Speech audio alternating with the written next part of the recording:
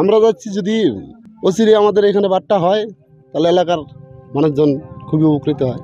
কথায় আছে নদীর পাড়ে বাস, চিন্তা 12 মাস। এই কথাটি যে কতটা সত্যি তা প্রতি মুহূর্তে অনুভব করেছেন তুফানগঞ্জ 2 নম্বর ব্লকের ফলিমারি গ্রাম পঞ্চায়েতের পূর্ব ফলিমারি গ্রামের বাসিন্দারা। কোচবিহার জেলা ও পূর্ব ফলিমারি গ্রামের মধ্যে রয়েছে সংকোষ নদী। এই নদীর বর্তমানে বেহাল দশা।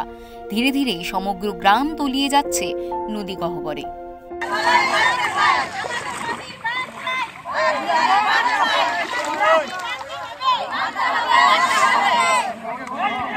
দাবি আমাদের এই সংকোষ নদীর এই পূর্ব ফলিমারি 82 নং বুথের এই বহুত ক্ষতিগ্রস্ত হচ্ছি আমরা। আজকে না হলেও 30-35 বছর হয়ে গেল। মানে আমার যে 58 বছর বয়স, আমি দেখেছি এই জায়গায়। আমি যখন বাড়ি করলাম তখন আমি 6-7 বার বাড়ি টেনেছি। আজকেও আমাদের বাড়ি ভেঙেছে কিছুক্ষণ আগে।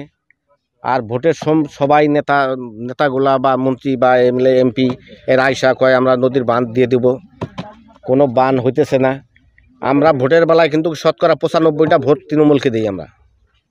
এসে আজ নতুন না, বারবার আমরা এই শতকরা 95-90-95টা ভোট আমরা তৃণমূলকে দিই। তবুও তো রাজ্য সরকার আপনাদের দিকে ফিরে দেখছে না। আমাদের যে জেলা স্তরের নেতারা আছে, জেলা স্তরের নেতাদেরকে ফোনে পাওয়া যাচ্ছে না। এটাই বিষয়, এটা খুব খারাপ বিষয়। গ্রামবাসীদের অভিযোগ, দীর্ঘদিন ধরে বাঁধ ভাঙনের আন্দোলন করার পরেও সরকারের পক্ষ থেকে কোনো পদক্ষেপই নেওয়া হয়নি। আমাদের দাবি এই সংকোষ নদীর বানটা হয়ে গেলে তো আমরা খুব পরামর্শ ভালো। আমরা 30-35 বছর ধরে বসবাস করতেছি নদীর পাড়ে। একবার বাড়ি ভেঙে যায়, আমরা অন্যখানে জায়গায় আবার বাড়ি বানাই। ওখানে আবার নদী আসে, নদী ভেঙে যায়, আমরা অন্যখানে বাড়ি বানাই। নেতারা প্রত্যেক বছর ভোট চাবার আসে, খালি আশা দেওয়া যায় নদী বান হবো। নদীর কোনো বাড়ি বান আশা পূর্ণ করতে পারে না।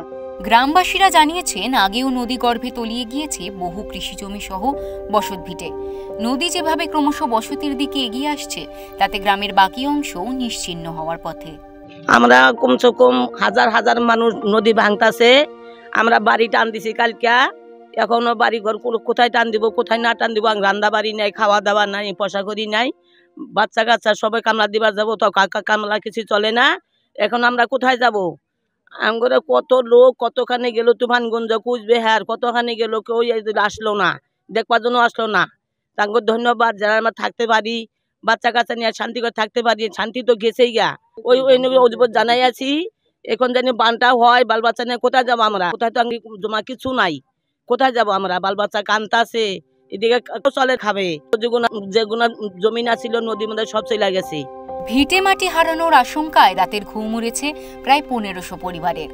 ভাঙন থেকে রক্ষার জন্য অনেকে বাড়িঘর কিছুটা দূরে সরিয়ে নিতে বাধ্য হয়েছেন। যাদের সামর্থ্য নেই তারা রয়ে গিয়েছে নদীর পাড়েই। সমস্যা নিয়ে স্থানীয় গ্রাম পঞ্চায়েত দফতর থেকে শুরু করে বিডিও অফিস, এমনকি সেচ দপ্তরেও অভিযোগ জানিয়ে মেলেনি কোনো সুরাহা। কোচবিহার থেকে সূর্যজ্যোতি পালের রিপোর্ট, ওঙ্কার বাংলা।